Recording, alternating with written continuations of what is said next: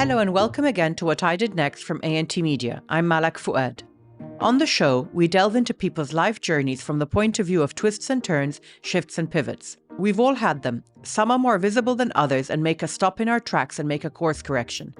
Others only come into focus with hindsight, when we look in the rearview mirror and realize that a particular moment was pivotal in our lives. This is the essence of What I Did Next. I'm joined today by Mounaz and Abdel Raouf, better known as the sisters behind the global luxury brand Okhtein. Okhtein has taken the luxury fashion retail sector by storm, not just in Egypt and the Middle East, but further afield, including a collaboration with Balmain, which was unveiled during Paris Fashion Week in October last year. Mounaz and Aya have always had a love for fashion and accessories, and daydreamed about working in the industry from when they were children, playing dress-up and getting lost in a world of their own. In 2014, they launched Okhtein, turning their fantasy into reality with their savings. They've had celebrities like Beyoncé, Emma Watson, Cardi B, and Gigi Hadid photographed wearing their brand. In 2018, their brother Mohamed Abdel Raouf joined the company as CEO, bringing his business acumen to the table. This was followed by a significant investment by Bidayet, a subsidiary of Al Sara Investment Group, which took a stake in the company. Today, Okhtein continues to expand its retail footprint, widening their distribution network to new markets and exploring new product ranges. As always, we start with our icebreaker questions. Who would the girls have around their table for their ideal dinner party? Here's Aya's answer. I would choose people that I want to dress. So I would definitely choose Rihanna, Dua Lipa, Bella Hadid, and Zendaya, and Monaz. I love Zendaya. Yeah, me too. I got to know her when she was on the kids programs because my kids used to watch her shows. She's amazing. Yeah, she's phenomenal. And Rihanna, did you see the Super Bowl? She was unbelievable. Crazy. And she was what, 6 months pregnant? She's exactly. 6 months, yeah. I really chose all the style icons, like the girls that we really, really want to dress. Yeah. Either they're like gorgeous or they're very talented. So maybe have them over for dinner, discuss styling opportunities, get to know them. And what about you, Mounaz? Honestly, when I thought about this question, I thought that as Mounaz, I'd be very interested to just have dinner with just like random people from different eras, just to get a glimpse of what life was like during different Like who, for example? No, I don't want like specific figures, but rather just like random people. So it could be like everyday people. like everyday people from different, like let's say from the 60s, and then from the 1800s. So just randomly, just to see how life was like. So for you, the interesting part is the idea of the era. Exactly. As opposed to the people. So which era is for you like the most impactful? Impactful? No, I think every era has its own impact. But I'm very interested to know the time where Janis Joplin, the 60s, the 70s. I'm very interested to know what was happening because it's a time where people were very like trying to seek the truth, trying to seek answers. They were like always like so high and so happy. So and there was a real freedom, right? Exactly. That time. So I'm just very curious what gave them the sense of freedom when I think actually now we are freer or more free than they were. So it's just interesting for me to know. It's funny because every generation thinks that they're the ones breaking barriers. Exactly. But I think that in that time, the 70s, there really were a lot of barriers being broken. Exactly. And really pushing the envelope out. Yeah. What are the other eras that you're interested in? Definitely during Muhammad Ali Pasha and all this era is very interesting as well. Yeah, like even their architecture, the way they used to live. I don't know. I feel like it's interesting because I'm obsessed with watching a lot of historical TV shows. And I'm also obsessed with the Vikings, for instance. So I'd be very interested to go back. Yeah. What about culturally? What are you girls consuming now? Are you watching a lot of TV series? Are you listening to podcasts? Are you reading? You're very visual people. So is that where you're getting your cultural fix from these days? It's a bit of both. Yeah, I like to watch TV series and read. I'm reading now a very interesting book. It's called Contagious by Jonah Berger. He's a marketing professor and he discusses how content can go viral. So it's very interesting. I just started it, so Oh, I don't have a interesting. lot about to say. Yeah. But it's really cool about why some products can go viral and others don't. And it's not necessarily about the product, but it's about the conversation about the product. It's quite interesting. And the word of mouth around it, and the Exactly. influencers. How and- ideas spread, Yeah, basically. yeah. There's also an older version of that by Malcolm Gladwell. Yeah, I He love wrote that Malcolm as Gladwell. well, which was a really interesting book. What about you, Mounaz? What are you reading or listening to at the moment? I'm in a mood. For the past few months, I've just been reading, honestly. So I'm not really in the mood for anything visual. And I think it's just a phase I'm in right now, I'm going through. So mainly what happens is that Aya um, is more focused on the visual part. And then she comes up with a concept. She comes to me and she's like, by the way, this, let's say, our childhood is inspiring me at the moment, or this song or that painting. And she's like, she directs me into. So you'll then go and read about it? Exactly. So I'm reading more these days. The past year, actually, I've been reading more and less of like looking at things visually. Give me an example of what you're reading or what you've read in the last year that left an imprint. I've been reading a lot of very deep books just out of curiosity. For example, I've read The Power of Your Subconscious Mind, and I thought it was a very limited book. Very limited book. Yeah, so that's why I went on to the next book and then the next book. Because I know that you're into exploring spirituality. And It's the a big mind part, as and the well. mind. Yeah, but it's funny because I've been just seeking a lot of answers to a lot of questions, and I've read almost like 40 books the past year, and Wow. and out of the 40 books, only two really like. And which were those? One of them was The Art of Surrender by Dr. Hawkins, and the other one was it's guided lectures of transformation, self-transformation by Eva Perako. So she's not a writer, but she used to give lectures all around the world, and then her followers started writing her lectures in essay forms. It's very interesting. Interesting. Very, very interesting. And honestly, out of all the books I've read, these two actually, they're unlimited in a way. So what's interesting, for example, just last week we were designing brainstorming for SS24. Already? Yeah. SS24, We're spring, late, summer actually. 24. Yeah, and we're actually very late. And you're late. And we're very late. That's unbelievable. So A came last week, like, to the office last week, and she already has the visual part sorted out, which is amazing because she then inspired me to Look into the topic. look into the topic. That's what usually happens. So I can come up with an image that inspired me. I would share it with Monaise, and then we're like, let's research that. And then from there, we get more ideas. And so that's we like build on it. the base of the collection, and then it spreads out from there. Exactly. And sometimes it's the opposite. Exactly. So it's very interesting because it depends on what I'm going through and what she's going through. So sometimes I could be feeling very artsy, and sometimes I could be feeling just like more of reading. So it just depends. I know that your childhood was a very, like for all of us, very formative, but it's something that you tapped into when you started the brand. Tell me a little bit about growing up. What were some of the pivotal moments for you? And what were your influences at that time? We loved doing things together. We were always either dressing up together, Painting together. getting in trouble together.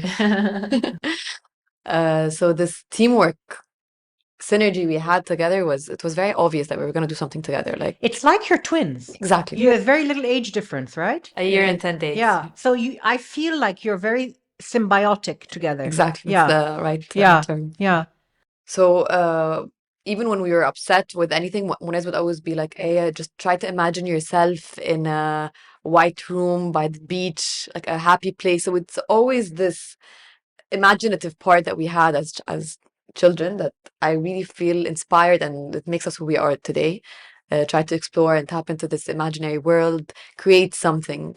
And I think this is like the core. And when you say that you were creating things as children, did you create clothes? Did you create scenarios, screenplays, Anything and everything. Anything creative. Anything and everything. Sandwiches. Come up with a new melted cheese sandwich. Really. My dad loves the kitchen, so we used to go like to the kitchen with him and just make up our own sandwiches at night or our own lunch. So it was always like, even our kitchen was very interesting. And you're a very close family, all of you together. Yeah. Even we did like photo shoots. I have, I saw this image, like photograph. I think I was 9. I was 10, and we'd literally dress up and pretend like we're models. Like, of course, these images were Never to be seen by anyone else. But it was very interesting to see this image. Was like we were pretending to be models. We take our mom's like clothes and rework them somehow. We always lived in this like imaginary world. That's why I think we have a very strong bond. Is because people are like, your sisters. And we're not the only sisters on earth that have a bond, right? I think what makes our bond special is that we've always lived in this imaginative world. Yeah. Obsessed with cartoons. Which one? Everything. Flintstones, Powerpuff Girls, the Jetsons. The Cowardly Dog. Courage the Cowardly Dog. But so they're quite stylistic cartoons. We love them. Yeah. They're all about the looks, right? Exactly. The Jetsons. Exactly. I mean, these are all very visual. We would wake up early before school just to watch Cartoon Network. Any visual stimulation just before we go to school. And tell me, your parents encouraged it, or did they just let you be? How were they about this creativity? Looking at how my friends are raising their kids nowadays, and how they have like rules, I actually tried to go back in time and think if mom had given us like hours to watch cartoon, but I don't recall her being so strict about it. Our mom is very flexible. I think what you're saying, that people today overparent. They're overparenting. It's too much. It kills the creativity. Yeah. Our mom tried to get us into sports. Yeah. If we didn't like it, mom, we don't want to swim. We don't want tennis. Okay. It was never like a forced parenthood kind of, you have to be this, you have to be that. She let us be, basically. They call them helicopter moms because they're always hovering over their kids, trying to micromanage them. Yeah. But I know for a fact that when phones came out, my mom refused at first to get us phones. I knew that she always like, my mom is also always like, Mohamed, it's beach time, go play with your friends. She would always force us to go to the clubs. Smartphones came way like we were even when in school, remember the Nokia. I was the and I were the last of our friends to buy a phone. It's definitely a problem. I mean, my boys, they don't know a world without it, and it's a major issue. And it's a Gen Z thing. Yeah, and they don't have any sense of how to entertain themselves without being connected to. Just sad, honestly. It's awful. It's very sad. So and my dad is also such a hippie at heart, such a hippie, and very free spirited. Free spirited. And he was the cook in the family. And my mom too. And your mom too. But my mom was like the cook that by the recipe. She needs to follow the recipe. My dad would just like smell different spices, put this on that. But I guess also the mom is the one that holds it all together. Yeah. And so if his meal didn't work out, she had the backup. Exactly. She knew it would be fine. Exactly. Let's talk a little bit about the origins of Okhtein. I know that you were both pushing each other along at the beginning. Tell me a little bit about how it all started. 2013. I had just graduated from university. Mohamed had graduated a year before me. She was working in an advertising agency.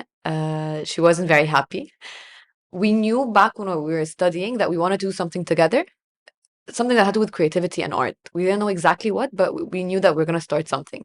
And it was right when I graduated. I'm like, Mohamed, you're not happy in your job. Let's start this project we wanted to do together.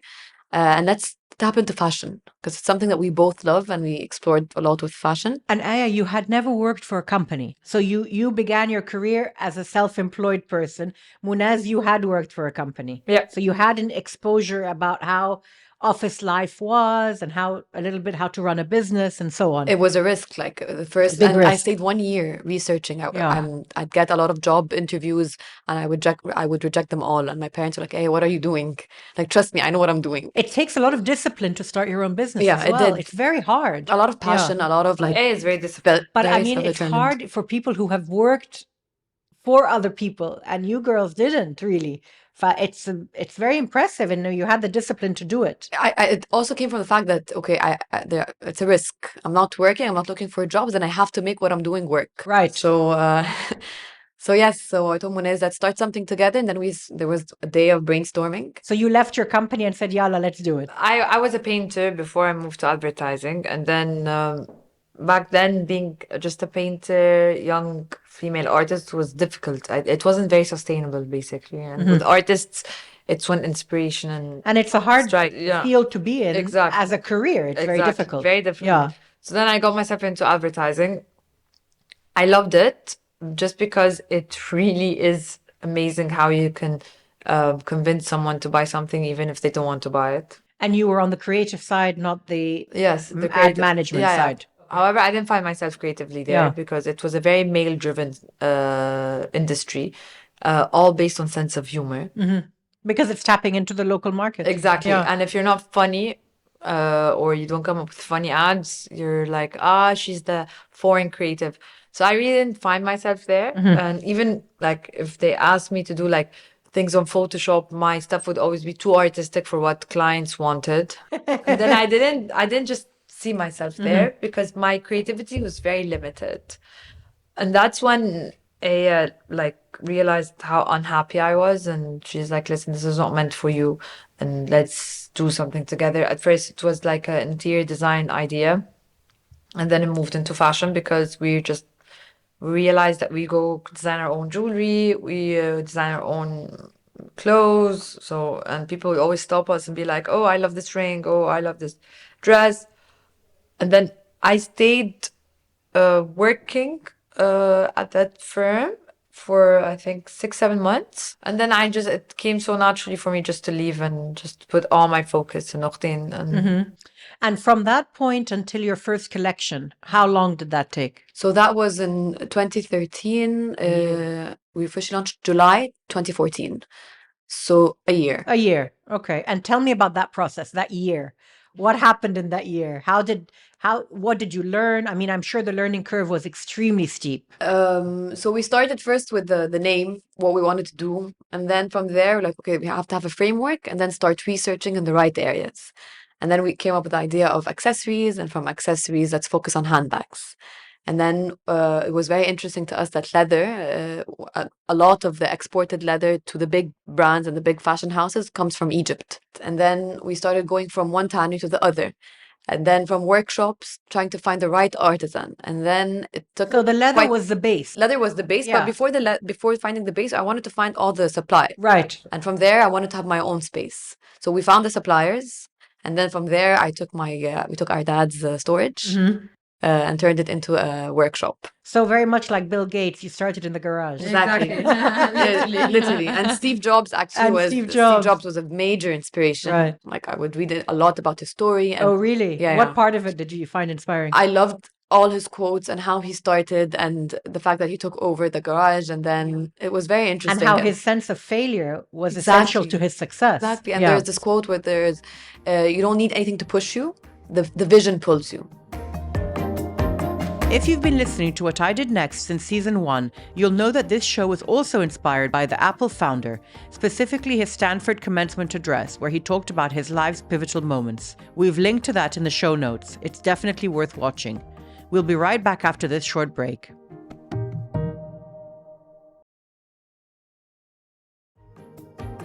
Welcome back. I'm Malak Fuad, and you're listening to What I Did Next, and my guests today are Mounaz and Mohamed Abdel Raouf. In 2014, when the sisters launched their brand Okhtein, they knew exactly what they wanted for their company. The vision was to have a global brand. Okay. I had this fear of creating a brand that just lasts for a year or two and then with bad quality and then bye-bye. Right. I really had this fear. So we're like, no, we're not going to go that direction at all. So you never thought of yourself at the beginning as an Egyptian brand? No, an Egyptian brand that made it internationally. Like Bax, we really But wanted... we didn't really limit it to Egypt. I think it was like an Arab thing. It's like Egyptian, Arab, Middle Eastern. It was... But your first collections with the use of metal felt very Egyptian. Yeah, because we wanted to stay to our core and our aesthetic. Yeah. But that's the point. We wanted okay, French brands, Italian brands, and we saw how everyone here and in the Arab world are so obsessed with the Western fashion, and we really wanted to change that because we're the spenders of luxury, right? Yeah. Why don't spend from designers from the region that speaks your language and comes from almost the same culture? You know, Aya, what I find really interesting is that in the last 5 years, I think it started before the pandemic, more and more people who work in your industry, in the creative arts in the Middle East, are putting their own nationality, their own heritage to the forefront now. Whereas before, exactly as you said, everyone looked to the West for inspiration. That's not happening anymore. People are buying local. People are wearing their national dress with pride Exactly. and with love. And it's as beautiful, if not more, than what you see abroad in the West. Exactly. And that's, I think, what you're tapping into. And your timing, I think, is quite interesting for that. Exactly. We came from that background. We really wanted to push this nationalistic idea of don't shy away from your culture. Yeah. Don't try to be someone you're not. And that was our main rooted inspiration from Khan al-Khalili, from Yeah. Old Cairo. We used to go there a lot. The energy there is incredible. Like Mohamed and I, we would walk through the alleys and like, imagine this place, but during the time period it was built. Yeah. It almost feels like it's still the same. It does feel like it's still the same. Exactly. It has the same energy. ruh. Exactly. Yeah, it does. So the inspiration came from there, and then we started the workshop, and from the work. And I know you had some difficulty at the beginning finding the right craftsman to work with. This is a very challenging part of any creative industry in the region. How did you overcome that? It was very challenging because when you had set up the space, you were looking for the artisans, the skilled artisans, and it was very hard to headhunt from any place. It's not quite common. I remember calling Mounaz, crying, I can't find anyone, I don't know what to do. We tell our mom and our dad. My mom was always like, "اللي يسأل ما يتوهش." And it literally came through someone. I asked. I think it was fate, actually, because we really did. So if I want to give real advice to someone, is that it's not going to come to you, definitely. So that's rule number one. Rule number two is that if it doesn't come the first time, you try the second, the third, the fourth, the fifth. And until you've tried everything, and when you just surrender to it, it says when the universe sends you a little gift. And this is exactly what happened. It's like we asked around, we hired someone who was wrong, who wasted the first money we had saved. It was, I think it was meant to go on this journey, to try. You appreciate it more when you actually finally find someone. Of course. Yeah. So you made changes in your manufacturing process. You got a better team together. Tell us a little bit after that. I know your brother came on board. Yeah. So we started in this workshop for a couple of years. It was great because it was more hands-on. Mounaz and I would spend hours with the artisans, learning the craft, and at times doing the bag with the artisan. And then it came to a point. Normally you wouldn't be using your hands yourselves. You'd be the designers, and then people would implement. Of course, yes, Okay. definitely. But in the very beginning phase, we were part of the process. And then with time, and when there was more demand, and we had won this competition, we started exporting. It was a time to move from the workshop to a bigger factory. Tell me about the competition. So we were part of. It was a time when Ez and I, we wanted the regional and like regional press or regional wholesalers to acknowledge our brand. And we knew the only way to do that is to enter competitions where we can get a lot of like press And visibility. Yeah. Exactly. So it made sense to start in the Middle East and with Arab designers. And to our luck, it was Vogue Arabia. So with the launch, they did this competition for designers. So it's called Fashion Prize. There's the ready to wear and there's accessories. Right. And we won the accessories. And it was great because the judges were incredible and they were very well respected in the fashion industry from the Middle East and international. And what did you submit? We submitted I think it was like our second season. I think it was 20. But mind you, the comparison to our competitors, the quality was really bad. And it was like, oh my God. And we were laughing about it. We're comparing it to now. Yeah. But back then, it was the best we could have provided for a workshop, right? And then I guess the judges saw the potential, right? The judges told us something that A and I just really held on to. They're like, you girls have identity, and the quality is so easy to fix, but the identity is so hard to obtain or to have. I think that's really true. And you girls knew exactly who you were from day one. Exactly. That's priceless. You can't buy that. You can't fix it. Thank you. So I remember one of the judges was like, the backpack you created a year ago is the same. You've created another backpack, but a summer version of it.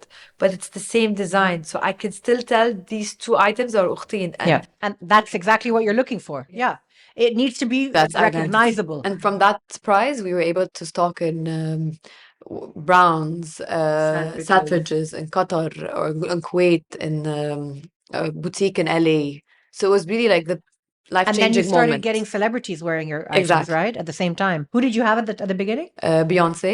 Beyoncé. That's really something. We got Beyoncé from the store in LA. So it was that the backpack? It was a belt bag. Oh, the belt bag. Okay. So really, it was a milestone for us. And then from there, we had to change our manufacturing process completely. And then we started traveling and looking for production outside to help with keeping up with the demand. And where did you go for that? We went to Spain for our brass. Yeah. Where else? And then we went to Italy. And then our brother joined. And he's your CEO, right? He's our CEO. And partner. Private equity background, investment banking, so it was perfect for us. Great. So you can take your eye off the ball to a certain extent of the whole business stuff as well, which is nicer for you. Missing piece of the puzzle. Exactly. And he really transformed the business, growing the company, having a structure, hiring the right talent. It was really like life-changing. And you attracted the attention a little bit later, I think, of Mohamed Rashid with Bidayat. Did that happen more or less as soon as your brother came on board, or was that a little bit later? It was right around the time. Around the same time. Yes. And how did that interest from him, I'm sure it was a very exciting time for you girls to have someone like him have an interest in you. I mean, he's a very dynamic businessman, very respected. What did that mean for you, and how did the business change when he came in with an investment? It was very, very exciting for us because, we wanted this support and this regional support that we can't really get or access ourselves. And it was very exciting. And honestly, we couldn't have done it without Mohamed. It's a lengthy process. And it's a long-term process. It's a long-term process and a lengthy process. And you need to have everything sorted out. And we couldn't have done it without Mohamed. So presumably his firm will have identified your weaknesses and then come in to try and fill those gaps, with right? resources, yes. Yeah. With like international resources that can help in, for example, merchandising, can help with production. And we really wanted so we've been doing that for the past year and a half. Focusing on our structure, focusing on the product. It's the first thing we wanted to focus on is the product because it's the heart of the company. Yeah. So we really wanted to have like the best product out there in terms of the quality, design, identity, and then from there, present it and work on the marketing part after completing and perfecting the product. When we come back, we'll talk about the sisters' collaboration with Balmain and their upcoming plans. That's right after this break. Welcome back. I'm Malak Fuad, and you're listening to What I Did Next. And my guests today are Mounaz and Abdel Raouf, the power duo behind the luxury brand Okhtein. Tell me about Balmain. So in October, I believe, he did his Spring-Summer 2023 show. Yeah. And you girls had designed the most gorgeous corset made of alabaster, I believe. Resin. Yeah. But it looked like alabaster, right? Yeah. I went and looked up the runway show. It was breathtaking. Thank you. It was really I mean, she was so gorgeous. Yes, she was. Yeah. Tell me, I know that it was a labor of love and a lot of trial and error. What did that partnership mean to you, and how has it seen you progress since then? It was a dream. I think Mounaz manifested this because so it worked. but really, like before even the idea of collaborating together, Mounaz, we were having dinner and Mounaz was like, you know what? I have a feeling that we're gonna collaborate with a big name, Balmain. And you said that name. She said the name.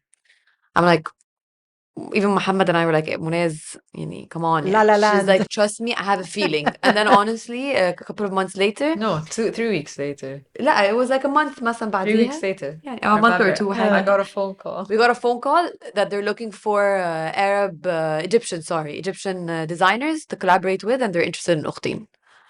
And that was like, oh my God, emoji moment with Mohamed. Totally. You manifested it. Totally. And you had never created a piece of clothing before. Exactly. And it wasn't really clothing because it was a hard It was case. a sculpture. A sculpture, yeah. Exactly. We thought of a handbag. But then when the brief came and it was a bustier or a corset, we're like, okay, how are we going to do that? Think that we get a brass bustier or something that is like close to, or a Yeah, leather one yeah, even. yeah. But no, they gave us like a brief Yeah. that was almost impossible, like alabaster. I'm like, there's no... Eroded alabaster in the desert. It was gorgeous. That was the brief. The Yeah. concept is amazing. It's beautiful. But to, first of all, you cannot actually create a corset out of alabaster because of the weight and Of course. it's just, so I think this was the most challenging part because we were like, okay, what if we do white leather and then get an artist to paint over it and make it look like alabaster? And we're like, no. It won't look right. What if, no, it was crazy. And then we almost gave up because it was very difficult. And we remembered that when we were at the factory a few months earlier in Italy, the head of the factory had showed us like a printed frog, literally, and it was colored blue. So I sent him. I'm like, "Ciao, Luca. I remember this frog we saw. Can you tell me what the material is?" He's like, "It's resin." I'm like, okay, what if I want to print it and not color it? And then I asked him, can I print the alabaster print on the white resin? He's like, yes, of course, let's try. So we printed out the bustier, and to our luck, the bustier's natural color looked like alabaster. Oh, it had that translucent look, Shwaya? Exactly. Yeah. And then you had like veins, like brownish veins. And we're like, oh my God. Wow. Yeah. We did this one piece virtually. So it was through Zoom, and then our product developer had to go. She flew from Paris to Italy, stayed there for like 2-3 days just to finalize the final look. And then we flew to Paris just to meet Olivier, to show him and present the product, yeah. And that was in May last year. We went to Paris. We were waiting for our product developer to come from with the piece. And she literally took the piece with her on the plane, not in her luggage, just so she can take care of it. As soon as she arrived the day of the meeting. She came to our hotel room. It was, I think, 11 a.m. and the meeting was at 3. She came, she was like unpacking the box, and to our surprise, the bustier was literally broken in half. Wow. So just literally the bag was put on the floor and it broke. It's something like that. It's very fragile. It's very fragile. So I think it's and the thin. pressure of and very thin. And thin. And probably pressure of the plane. God knows what happened. When she saw the bustier in half, she started crying. Wow. And I started laughing. We started laughing. Like, really? Imagine, like, this is the most important meeting of your life. I couldn't sleep the day before because I'm meeting Olivier. We're showing him, we're presenting something that we didn't see in real life. We only saw pictures. So it was very stressful. And then what happened? We're like, okay, what are we going to do? So you took it to the meeting? No. Mohamed was like, let's go to a convenience store. Let's find super glue. Like, super glue, yani, how can we do that? And we did. She's like, trust me, we're going to make it happen. We went to super glue. I was like, oh my God, we've been busting our asses for the past 6 months. No, you know what, universe? It's not going to break now. Yes. We literally glued it together. And it didn't show? He didn't notice? No. Wow. But does he know now? It was Is he going to be hearing this? this? I don't know. But his assistant knew. So the assistant, listen, this is just a prototype. We just want to show you. We're going to be recreating it, obviously. Yeah. So you were able to put it on a model that day? If you see the video, Mohamed and I were like this. We don't know what to expect. I'm sweating. I'm saying, Mohamed, what if it falls or breaks when she's wearing it in front of him? That's going to be the worst moment of my life. That's amazing. But thank God. It's a great story, by the way. Thank God. Yeah. It was held in one piece. She was walking. He loved it. And how has that experience helped you as a company? Did anything come further than just the one show? Are there more talks for other things to work with him or other designers? We got great press, so that was very interesting for us. We got press from Mexico, Japan, from Greece. So it was interesting that other countries were talking about it, some sort of hype or buzz. And it did show interest in other brands wanting to collaborate. So it could potentially lead to So you're in talks with a few other people? Yes. Yeah. Which we're not going to announce yet. Yeah, because it's still like in the very beginning, nothing tangible. So if I think this could be an open door for us to potentially collaborate with other brands and present new things, not just handbags. Sure. And tell me about, let's talk about that actually. So what are the other categories you're looking to develop? So Okhtein is an accessory brand for the time being. we never really wanted to have like a definitive brand category. So we were always open to exploring our identity because, like we said, it's very strong. So you can see an Okhtein blazer, you can see an Okhtein shoe, for example. As you know, we have the handbags, and from handbags we went to belts, and then small leather goods, and then eyewear. So it's very in this category. I was recently at the GEM, the Grand Egyptian Museum, and I came across your shop. And you are positioned with all the luxury brands that Egypt has to offer. All the luxury brands are visible at the museum. What does that mean to you, being in that space, being in that, in that museum? The museum is stunning. Stunning, yeah. And it's opening, I think, at the end of the year.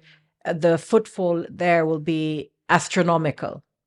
How do you see this changing or taking further the name? We're very excited to be part of something very historic for Egypt.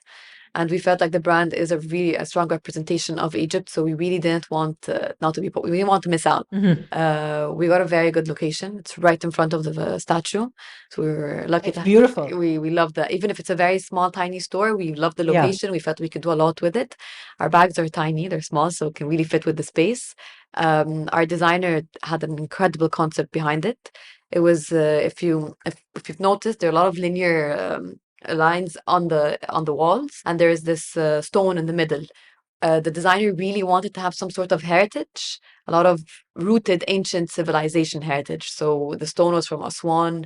All the lines were like the journey and the path leading to the Nile River. Amazing. So it's very interesting. And then we had our motif, which is like the palmate motif, laser on like brass panels on the wall, very similar to what they used to do with the hieroglyphics. And are you making a collection especially for the shop? Yes. You are. So we chose, like, creating and merchandising the store. We had very specific bags. So it's mainly evening bags, very bejeweled bags. We're introducing a very interesting category in the store next month, limited only for the store. And definitely like pharaonic influences. Yeah, we have a felucca handbag, and we're also going to showcase the Balmain bustier there. Oh, really? Because it is inspired by ancient Egypt. Absolutely. No, and it's fitting that it would be there. You know? Our the work of art now. Yeah. Our production team is in Italy, and they're gonna get it with them. Very nice. And what's next for you girls? Where is your focus now? What are you working on? What's taking up your time these days? Regional expansion. So we're very excited to be announcing a shop-in-shop in Qatar. We also have another shop-in-shop at Riyadh, Level store, Level Shoes District. That's going to be for like 4 months. Only for 4 months? Yeah, so the Level one, the Riyadh, is only for 4 months. So it's like a pop-up. It's a pop-up, okay. But they're giving us our own space. Yes. So it has more of identity. Right. It's not like having the bags in a shelf. So that's what I really like about it, is because with Okhtein, it needs its own space to just have the look and feel of the brand. Yeah, no, and I think you want to protect your image. You want to make sure that you're positioned in the correct way. Exactly, and we have a lot of like our display tools. We're very detail oriented. Even the display tool has the identity of Okhtein. So the way you present the bag is everything. It's not just the product. Of course. So we have that coming up, and hopefully Dubai end of this year. So we have this regional pop-up expansion strategy this year. More popping in the region and bringing back wholesale. The focus is more regional as opposed to further afield for now. I mean, like further afield, we're back to wholesale now. We're testing it this month actually for Paris Fashion Week, and let's see. Exciting. Girls, thank you so much. Thank you. Thank you, Alex. It's such a pleasure. I'm so glad you're on the show. I enjoyed it so much. Thank you for joining me today. And if you've enjoyed this episode, leave us a review in your favorite podcast app. On our bonus episode for members, which comes out next week, I talk to Mounaz and Aya about flexing their creative muscle and how COVID-19 impacted their work. You can get this episode by signing up on our website and also on Apple Podcasts. What I Did Next is brought to you from A&T Media. This episode was hosted by me, Malak Fuad, and is produced by me and Chirag Desai. You can follow us for more on our website, Instagram, Twitter, and on LinkedIn. Just search for What I Did Next. We'll be back again with a new guest in 2 weeks' time. See you then.